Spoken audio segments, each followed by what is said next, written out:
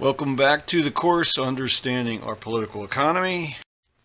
This is Lecture 12, The Current State of Land Markets. There are many different types of land markets operating in any society. In every city and town, there exist competing potential uses for land parcels, and these land uses change over time and with increases or decreases in population. Metropolitan regions include agricultural and resource extraction lands competing with seemingly endlessly sprawling suburban development.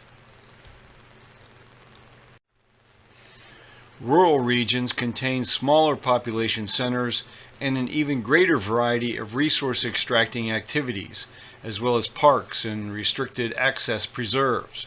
And yet the same dynamics operate to return rent, whether imputed or actually collected, to the individual or entity controlling land. The value of farmland comes from the fertility that nature provides, nurtured by adequate rainfall, temperate climate, and other factors. Additionally, farmland's rental value and selling price is also supported by public subsidies. For example, if government subsidizes the cost of bringing water to land for irrigation, the subsidy is capitalized by market forces into higher land prices. The difference between the full cost of delivering the water and what the farmer pays is, in effect, an imputed income stream to the farmer. One result is that the high cost of land is a huge entry barrier for young farmers, who are forced to take on high levels of debt. As land prices in suburban communities close to cities climb, developers have a strong financial incentive to acquire outlying agriculturally zoned land and seek rezoning for development of housing and other uses. To protect the existing land use, the public is frequently asked to approve bond funding in order to raise the cash to purchase development rights from owners. Drought is a growing problem in parts of the United States. Flooding is the problem elsewhere. Seasonal changes in temperature ranges are creating further challenges for farmers. And of course, banks located in the hardest hit agricultural regions are exposed to potential heavy loan losses and insolvency. These are patterns that have repeated again and again. Adequate water, natural fertility, overall weather, nearness of transportation to markets, and other variables all contribute to the value of agricultural land.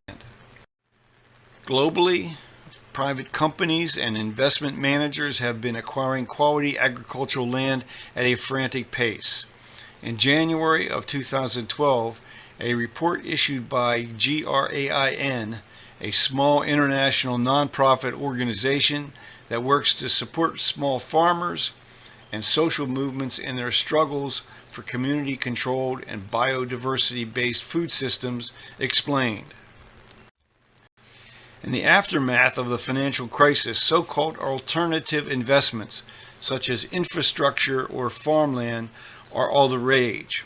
Farmland itself is touted as providing a hedge against inflation, and because its value doesn't go up and down in sync with other assets like gold or currencies, it allows investors to successfully diversify their portfolios. The importance of land value in the nominal statistics on individual wealth is pointed to by Professor of Agriculture and Life Sciences at Iowa State University, Neil Harrell. He writes, "While U.S. land values have fluctuated in recent years, it is reasonably clear that investors in the United States, including producer investors, are capitalizing part of the returns from commodity production into land values. It is equally clear that investors, including producer investors, are capitalizing part of the expected government subsidy payments into land values. Likewise, it is empirically verifiable in virtually all metropolitan areas, certainly in all metropolitan areas that are expanding horizontally, that expected economic benefits from development are being capitalized into land values, well before the conversion in land use occurs.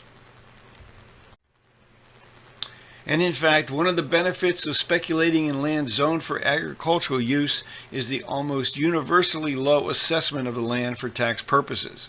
Thus, developers are able to land bank with minimum drains on their cash flow or financial reserves. Sprawling development also intensifies our human footprint on the earth, often altering or destroying the habitat of other species.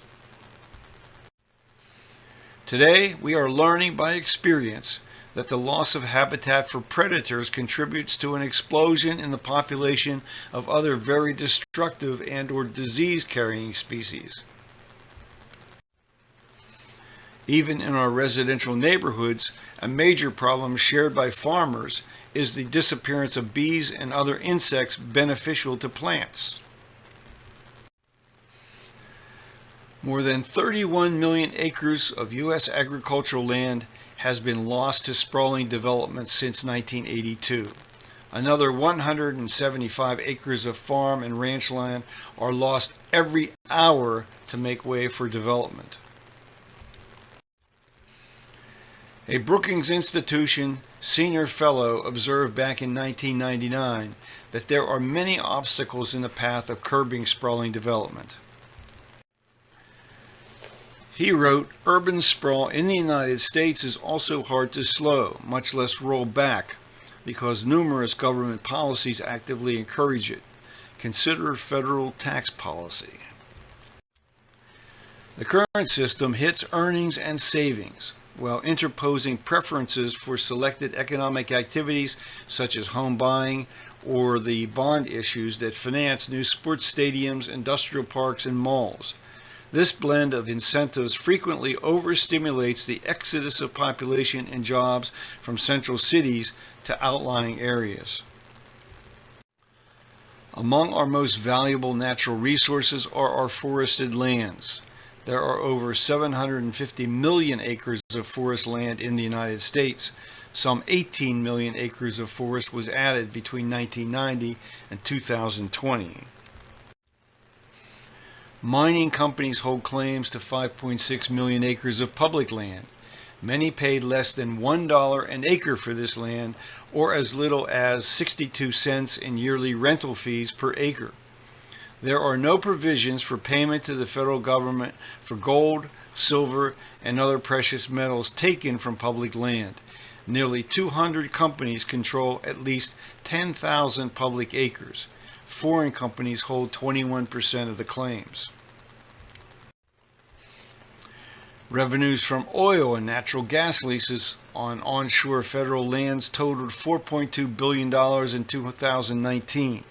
In 2022, the Department of the Interior announced that an additional 144,000 acres would be offered for lease, but at royalty fees more in line with higher rates charged by private landowners and states. One side effect: the UN Intergovernmental Panel on Climate Change reported that drilling on federal land offshore is responsible for almost a quarter of the United States' greenhouse gas emissions. A number of economists, including those listed here, and others who seek change in the way government raises its revenue, have attempted to calculate the total amount of rent from all sources that should be captured to pay for public goods and services, and, as in the case of Alaska, provide an income supplement to all citizens. Much of this proposed revenue has been privatized for generations. The list of the sources of rent is a long one, including locations in our cities and towns for businesses and residences, agricultural land, mineral, timber, grazing, and fisheries, the broadcast spectrum for television and radio, internet domain names, licenses that restrict competition, for example, taxi services and liquor licenses, and rights of way for utility lines for routes taken by airplanes for landing and takeoff time slots. The research by this small group of economists who embrace the methodology of the political economist confirms that as the 18-year land market cycle comes closer to its peak, the signs are clear that a serious correction is coming. Owners of newly constructed and newly completed office buildings compete for business tenants on the basis of superior amenities. As leases expire in older buildings, tenants decide to move into the new buildings even though the cost might be greater. If vacancy rates are high, business tenants may be able to negotiate a reduction in existing lease fees in return for a commitment to remain in place. To save facility costs, companies begin to move some functions to other less costly locations, or outsource those functions completely to other, sometimes overseas companies. At some point near the end of the land market cycle, businesses find profit margins beginning to fall. They begin to reduce staff and attempt to sublease office space no longer needed. The dominoes begin to fall in an unwelcome direction, and more buildings face rising vacancy rates. Developers default on construction loans, turning over half-finished buildings to lenders at a time when buyers with strong financial positions are fewer and willing to pay far less than what the original owner paid for the tract of land and the cost to construct the building. Residential property markets have been unstable in the United States since the 1970s, when land prices began to increase faster than the household incomes of many Americans. Demand far outpaced supply as the millions of young adults began to form new households. As land and property prices inched upward and sometimes surged year after year, mortgage lenders and investors responded by lowering down payment requirements and adopting more flexible creditworthiness criteria. When accompanied by a reduction in interest rates or increases in household income, the result was for land markets to capitalize the windows of increased affordability into higher land prices. Note the dramatic rise in the price of residential land as the nation approached the 2007 financial and economic crisis. In order to maintain transaction volume levels, even more innovations in financial terms were adopted by investors in mortgage loans. Adjustable rate mortgage loans and even interest-only mortgage loans became commonplace. Then, beginning in 2010, the key driver was the continuous drop in mortgage interest rates, which triggered refinance volumes. As land prices have continued to climb, one option offered to potential home buyers is to separate ownership of the land parcel from the housing unit. The homeowners pay an annual fee to lease the land, owning only the housing unit. The obvious advantage is the much lower cash down payment and/or amount of mortgage debt to be carried. On the other hand, owning residential land generally results over time in an increase in household net worth. While the housing unit depreciates, while requiring ongoing expenditures for maintenance and major expenditures every decade or so for system replacement, land values almost always increase because of the tax advantages given to owning land. And with that, we've reached the end of Lecture 12.